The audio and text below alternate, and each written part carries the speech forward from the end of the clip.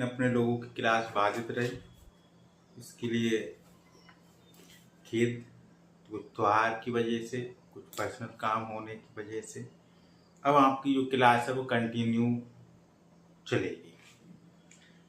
जैसा कि हम जब बात कर रहे थे क्लास में, तो हमने की थी वर्नियर कैलिपर्स की, और वर्नियर कैलिपर्स में हम बात कर रहे थे वर्नियर कैलिपर्स।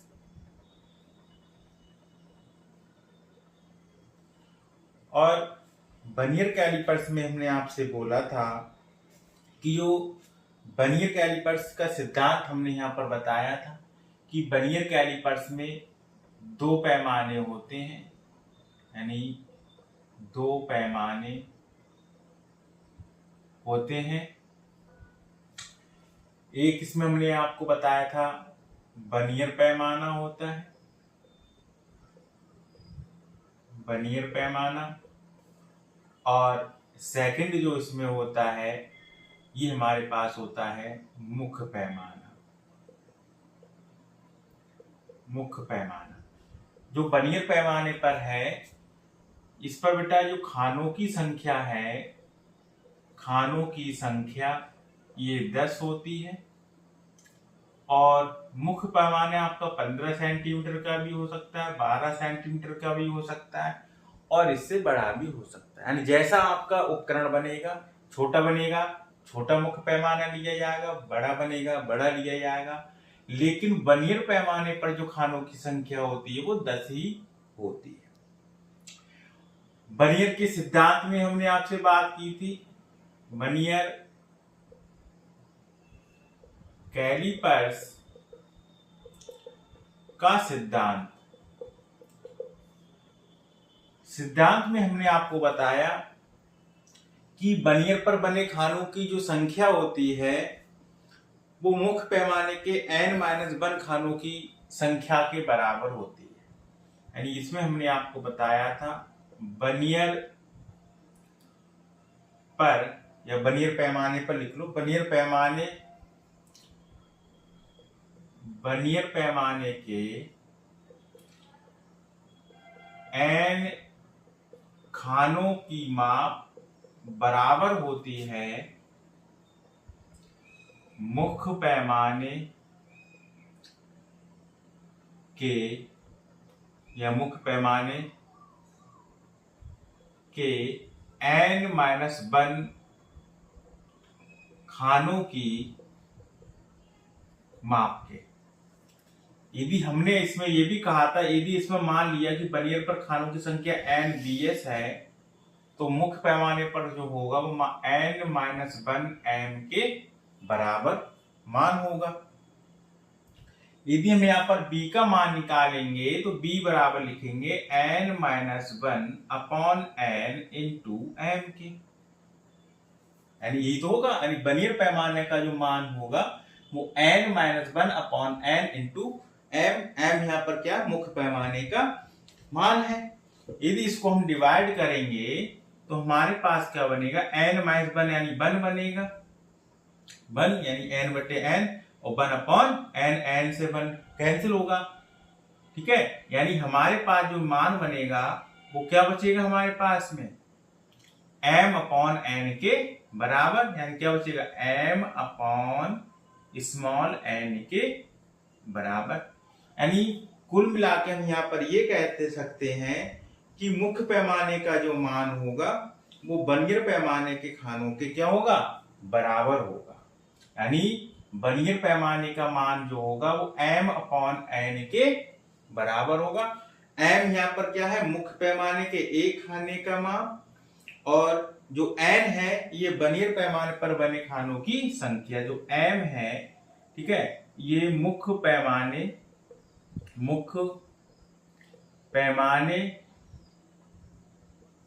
के एक भाग का मान है, और जो नीचे आपका n है ये वर्नियर पर बने खानों की माप है या खानों की संख्या, ये भी माप लिख सकते हैं या संख्या लिख सकते हैं। ये हमने यहाँ पर इस तरह से हम इसकी वर्नियर कैलिपर्स की अल्पतमांक ज्ञात कर सकते हैं। इतनी बात हमने आपको पिछली क्लास में हमने आपको बताया था। ठीक है, अब इसी में हम, ये तो रहा आपका वर्नियर कैलिपर्स का सिद्धांत कि वर्नियर कैलिपर्स का सिद्धांत क्या होता है। इसी पर हम आगे जो चर्चा हमने कहा था, इसका मतलब ये है यदि मुख्य पैमाने के 10 खाने हैं, मुख्य पैमाने कितने खाने हैं, 10 खाने हैं, ठीक है, तो एक खाना कम मिलेगा। क्यों, ये कह रहा वर्नियर पर पैमाने के n खानों की माप, यदि यहां पर मान लिया कि खाने कितने हैं 10, इसको हम मिटा रहे हैं। ठीक है, हम यहां पर मान लेते हैं कि माना n बराबर हमारे पास कितने हैं 10, इसका मतलब हमें जो m का मान मिलेगा, तो m किसके बराबर है, n माइनस 1 के, यानी 10 माइनस 1 यानी कि इसका 9। इसका मतलब ये कि वर्नियर का 10वां खाना है वो मुख्य पैमाने के 9 खाने के क्या होगा, बराबर हो जाएगा। ये तो होगा। अच्छा, अभी हमने कहा m अपॉन, यदि हम इसकी लीस्ट काउंट निकालें किसकी, वर्नियर कैलिपर्स की, वर्नियर कैलिपर्स की लीस्ट काउंट निकालें तो इसमें बेटा हम रख सकते हैं m का मान कितना रखेंगे 9 और n हमारे पास कितने हैं 10 खाने, तो यानी 10 यानी 0.9, क्या मिला 0.9, यानी वर्नियर का जो मान है वो 0.9 सेंटीमीटर में है। इसका मतलब वर्नियर का जो एक खाना होगा, किसका, वर्नियर का एक खाना, यानी हम माने 1 में से 10 में से 1 घटाएंगे तो 9 बचेगा, यानी मिलीमीटर में बचेगा, ये तो बचेगा मिलीमीटर में। ठीक है, और सेंटीमीटर में लेंगे तो 0.9 लेंगे। ठीक, तो मिलीमीटर में निकालेंगे तो ये आएगा। इसी को हम सेंटीमीटर में कन्वर्ट करेंगे तो 0.9 को 10 से डिवाइड कर दें तो ये बचेगा 0.09 सेंटीमीटर। ठीक है, यानी ये तो आपका आएगा। तो इससे बाद अल्पतमांक DSLC कितनी आएगी, 0.09 आपकी अल्पतमांक मिल जाएगी वर्नियर पे। ठीक है, अब टोटल मान हम यहाँ पर निकाल लें, यानी ये एक खाने का मान आएगा। यहाँ पर जो मान आएगा वो एक खाने का मान आएगा। कितना मान आएगा, एक खाने का मान। ठीक है, अब टोटल हमें निकाल ली है लीस्ट पॉइंट, तो सीधे सीधे यानी पॉइंट, यानी किसी का पॉइंट भाग 0.1 है, यानी उस यानी कितना मान, एक मान, बेटा खानों की संख्या 10, तो 1/10 यानी 0.1 मिलीमीटर हो जाएगा। इसी को हम कर दें 1/0.1, यानी मुख्य पैमाने का मान ली कितना है 0.1 है, तो 10 से डिवाइड करेंगे तो हमारे पास आएगा, ये आएगा 0.01 सेंटीमीटर। अब देखो, जब वर्नियर की मिलीमीटर में अल्पतमांक पूछेगा तब हम बताएंगे 0.1, और इसी में यदि सेंटीमीटर में पूछेगा तो हम बताएंगे 0.01। क्लियर हुआ। इस पर एक सवाल देख लेते हैं तो वो कैसे यहाँ पर सवालों को पूछता है, इसको भी यहाँ पर क्लियर करते हैं।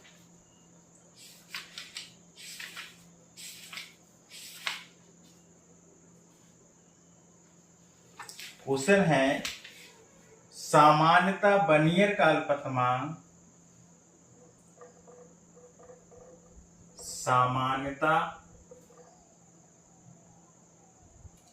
वर्नियर का अल्पतमांक, वर्नियर का अल्पतमांक होती है, अल्पतमांक होती है। ऑप्शन दिया है, ए दिया है 1 मिलीमीटर, ये ऑप्शन है 1 मिलीमीटर। बी में दिया है 0.1 सेंटीमीटर, 0.1 सेंटीमीटर। और सी में दिया है 0.01 सेंटीमीटर, 0.01 सेंटीमीटर, और डी में दिया है 0.001 सेंटीमीटर, 0.01 सेंटीमीटर। तो क्या सामान्यतः जो बनियर का जो अल्पतमांक होता है वो कितना होता है, ये यहाँ पर पूछ रहा है। तो देखो अभी हमने कहा 1 मिलीमीटर जो अल्पतमांक होती है ये साधारण पैमाने की होती है, यानी ये होती है साधारण पैमाने की, ठीक, मिलीमीटर में। सेंटीमीटर में पूछ रहा है तो 0.1 सेंटीमीटर, ये भी आपकी साधारण पैमाने की होती है। पूछना हमें बताना किसका, बनियर का। तो हमारे पास जो बनियर का होता है ये हमारे पास इसकी यानी बनियर कैलिपर्स की ये अल्पतमांक सेंटीमीटर में होती है सामान्यतः तौर पर, इसकी 0.01 सेंटीमीटर। यदि हाँ यहाँ पर ये कहता 0.1 मिलीमीटर, ठीक है, तो हमारा ऑप्शन बी राइट होगा था। इसके लिए हमारे पास आंसर जो होगा वो सी यहाँ पर राइट आंसर हो जाएगा, ठीक है। अगला सी में रेस कर दे। नेक्स्ट है बनियर पैमाने का अल्पतमांक होती है, ये सब आए हुए सवाल हैं। अगला है बनियर पैमाने का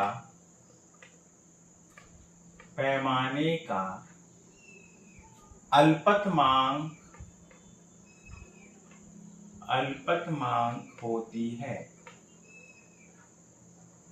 ऑप्शन है ए में दिया है बनियर पैमाने पर बने खानों की संख्या, बनियर पर बने खानों की संख्या बटे मुख्य पैमाने के एक खाने का मान, मुख्य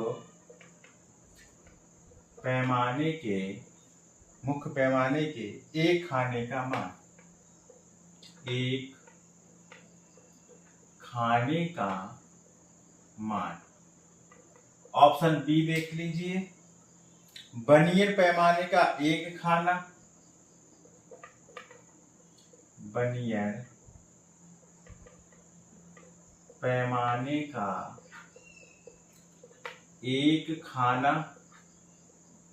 बटे मुख्य पैमाने के एक खाने का मान,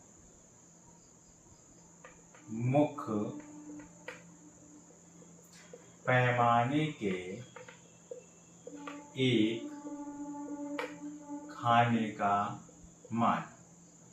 सी ऑप्शन दिया है मुख्य पैमाने के एक खाने का मान, मुख्य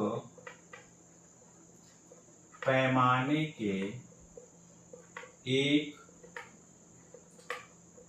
खाने का मान बटे बनियर पर बने खानों की संख्या, बनियर पर बने खानों की संख्या। और ऑप्शन डी दे रखा है मुख्य पैमाने के एक खाने का मान, मुख्य पैमाने के एक खाने का मान, मुख्य पैमाने के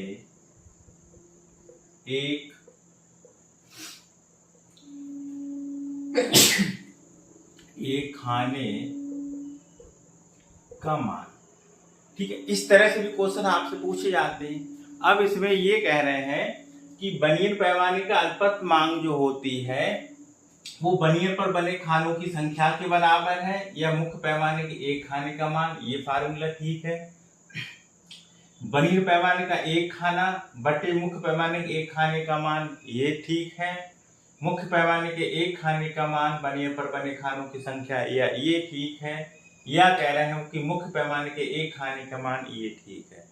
अब आपको हमने इसका फार्मूला बताया था बनियर पर लीस्ट काउंट निकालने का। हमने कहा था कि m/n, और m के लिए हमने कहा था मुख्य पैमाने के किसी एक भाग का मान और बटे बनियर पर बने खानों की संख्या। तो देखो इसमें सी ऑप्शन जो है हमारे पास मैच कर रहा है, यानी मुख्य पैमाने के एक खाने का मान और बटे क्या है बनियर पर बने खानों की संख्या। इसका मतलब सी ऑप्शन हमारे पास, सी विकल्प इसका जो है वो राइट है।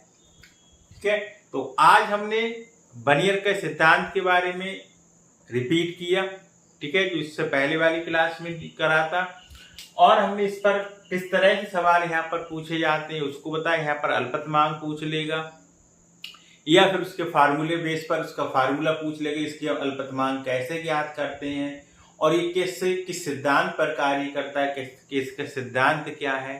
ठीक है, अब इससे संबंधित कुछ सवाल भी यहाँ पर आते हैं। ठीक है, तो सवालों पर हम कल चर्चा करेंगे। ठीक है, आज हम इतना ही यहाँ पर आपको पढ़ा के छोड़ते हैं। ठीक है।